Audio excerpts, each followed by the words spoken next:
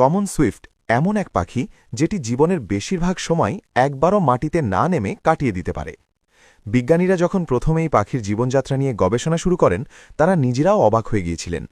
আধুনিক ট্র্যাকিং প্রযুক্তির মাধ্যমে যখন কয়েকটি কমন সুইফটকে পর্যবেক্ষণ করা হয় তখন দেখা যায় এরা টানা প্রায় 10 মাস একবারও কোনো গাছের ডাল কিংবা মাটিতে পা না রেখে আকাশেই কাটিয়ে দেয়।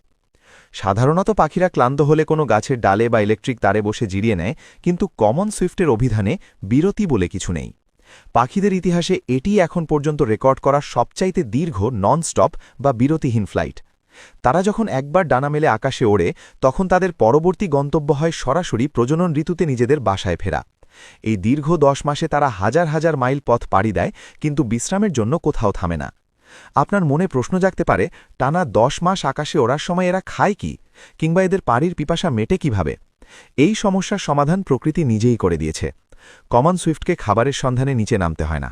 এরা উড়ন্ত অবস্থায় বাতাসের ভাসমান ছোট ছোট পোকামাকড় এবং মাকড়সা শিকার করে পেট ভরে।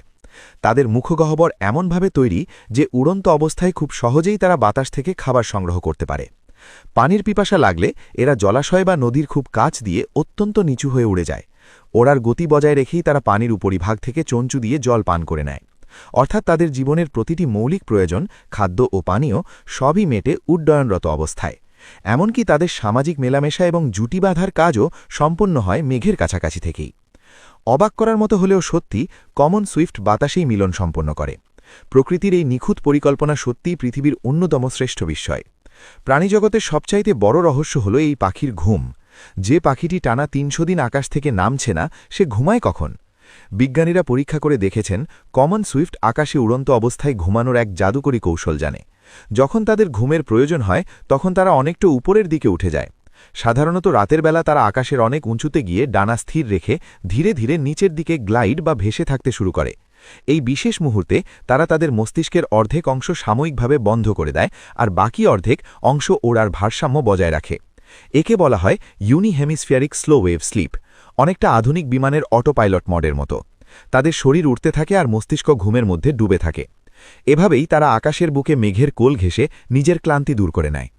এত সব অসাধারণ ক্ষমতার মাঝেও কমন সুইফটের একটি বড় দুর্বলতা আছে, আর সেটি হল মাটি।